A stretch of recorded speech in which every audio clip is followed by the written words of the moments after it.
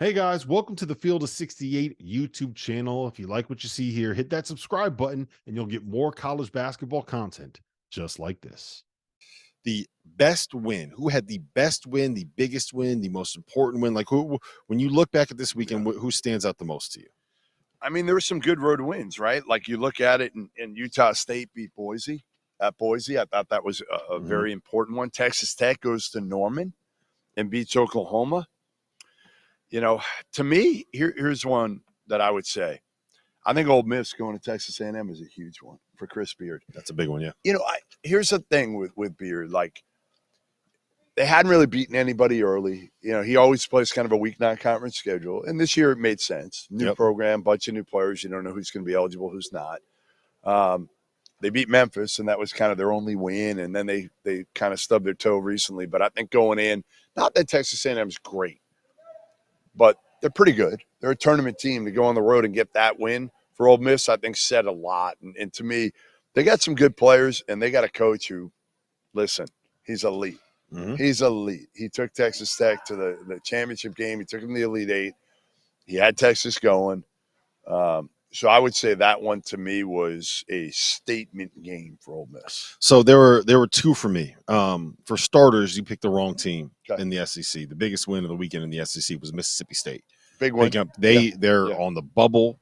They were a team that needed a marquee victory. They were sitting at 2-4 in the SEC with a chance to go to 2-5, and they turned around and they beat Auburn at home. An Auburn team that has come back to earth a little bit, and they're looking. Bruce told it to us. They're looking. He knew. Yeah, they're looking a little more mortal than they were earlier on. But my biggest win of the weekend was Iowa State, and I think that Iowa State picking up a win to get to 5-2 in the Big 12 within a half game of first place with the Red Raiders that you just mentioned. Doing it against Kansas, doing it against another top 10 team. It is their second win against the top 10 team this season, and 8th win against the top 10 team in the last 2 years. And the fact that they were able to navigate the injury to Tamin Lipsey without really missing a beat, right? They won at TCU without Tamin Lipsey, who's one of the best point guards in the Big 12. And they did it like they were up by 20 that game. They almost blew it. They almost choked it away. You know what's crazy, too? So TJ Lance, the kid Ballou, who's like some consider like a top 10 freshman. The kid doesn't play at all. He didn't get in the game. He doesn't play at all. And he's not ready. You know, it's kind of like the Xavier Booker thing at Michigan State a little bit. Everybody wants it. Well, I mean, it's different for Iowa State because they're winning right now. So nobody's saying, like, why isn't he playing? But, again, what TJ Otzelberger has done, and make sure you go to our merch store. Wizard of Otz, great shirt, great T-shirt. Maybe we send Jerome Tang one of those. Yeah, the wild thing about that is, no, I did. Okay. Yeah, no, I 100% got it, and I just moved right on by. Why? I just moved right on by. No, I think the wildest thing about you mentioned Omaha Blue is that it's not like an injury thing. No, we just can't play. And it takes some intestinal fortitude to do days. that with a kid that is as talented and as much of a 5-star and highly valued prospect as Omaha is. Now, again, probably was misevaluated. Well, here's the other thing. If you look at the way that Iowa State wants to play defensively, toughness, physicality, athleticism, like that fits Omaha perfectly. Yeah. But the freshman that's doing it is Milan Momcilovic. Yeah. Good job.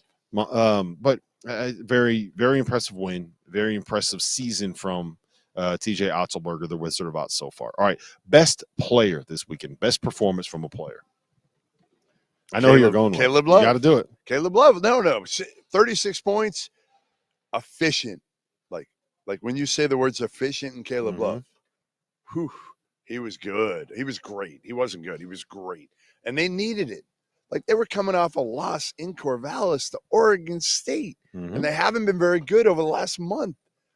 And then he comes out there in Eugene. They haven't won there since 2015, almost a decade, and he carries the team. And as we talked about last night, Kai Boswell helped. But, man, when Caleb Love is on, there are few in the country. Who else? Give me another guy that you'd rather have with their A-plus game. Wade Taylor, maybe? Another guard? Anybody. with their A+ game. No, when he shows up, like Caleb Love is the Caleb Love we saw last night is the best shot maker in college basketball, right? And Wade Taylor's really good. I would put his old teammate RJ Davis right there in that conversation. Dillingham when he's on is fun. Maybe not quite as prolific. You got the wrong. You got the wrong. No, it's not Antonio Reeves. Dillingham is electric and is a lot of fun to watch. Yeah, it's not Dillingham. Dalton Connect. The last 3 weeks he's been awesome. He's been the best player in college basketball the last 3 weeks. But I'm about to go right against what I just said. Well, I think the best player this weekend was Antonio Reeves. Okay. And I think that the 24 that he had on the road in a game where Kentucky played like absolute dog. I'm not dog doo-doo. Yeah, dog doo-doo. We got in trouble for cursing too much last night. You got in trouble. You cursed. No, but they were horrible. They were like 1 for their first 17 from the floor. The freshmen looked like freshmen for the first time. Dillingham wasn't available. And Antonio Reeves came out and he had, I want to say it was like 19 of his 24 in the second half.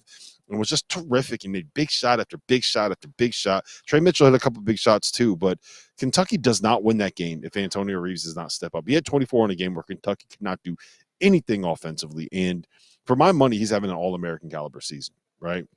He's averaging 19 points while shooting like 52, 43, 89 from the floor. It's been awesome. It's been awesome. He's had to lead. That's the other part with this group. He's had to lead a young group. Now, that young group has been more mature than we thought they'd be, but it's not happening by accident. Like Antonio Reeves has come back, came back to school and is completely bought in. Yep. All right. Worst loss of the weekend. Worst loss of the weekend. I mean, isn't this like the easiest thing ever? Like, isn't there only one answer? Go ahead. I mean, it's Colorado State. No, there's no other answer. There's no other valid answer than Colorado State, who blew an 11-point lead with 1:10 left. I think they were up 5 with 10 seconds left, and they blew it against Wyoming. Rob, you can say whatever you want here. It doesn't matter. The correct answer, and the only correct answer is Colorado State. You're right. The one that I was going to go with was Nebraska. Nebraska is a team that is sitting right there on the bubble that is kind of like Villanova in the sense where they need to start putting together performances on the road. Right? I'm sorry, kind of like Virginia where they need to start putting together performances on the road. They go on the road. They play Maryland, who has not exactly been great this season. No, but I think they may. Let's see what happens with Maryland here coming up. They might make a run. And they get they get mollywopped. Yeah. You know who else had a horrible loss? Ohio State. That's a bad one because, again, Holtman's feeling some pressure from the fan base. They had a horrible season last year. Now, again, Holt's gone to the tournament every year basically his entire career at Butler and Ohio State. But, this pressure not only get to the tournament, but do something in the tournament. Now you might have 2 years in a row where you don't get there, and they started off 12-2. So that was a bad loss in Evanston. You can't lose by 30 on the road in Big Ten play to anybody if you want to. You just can't do it. You can't lose. Purdue, they're the only one. You can't lose by 30 at Purdue. You can. The problem is you can lose by 30 at Purdue. Teams do. Yes, teams do. But you shouldn't be doing it. Anybody? You know who loses by 30 at Purdue? Michigan. Thank you for watching the Field of 68. If you've enjoyed what you've seen here, hit that like button, share this link with your friends, or check out the description for some other places that you can consume Field of 68 content.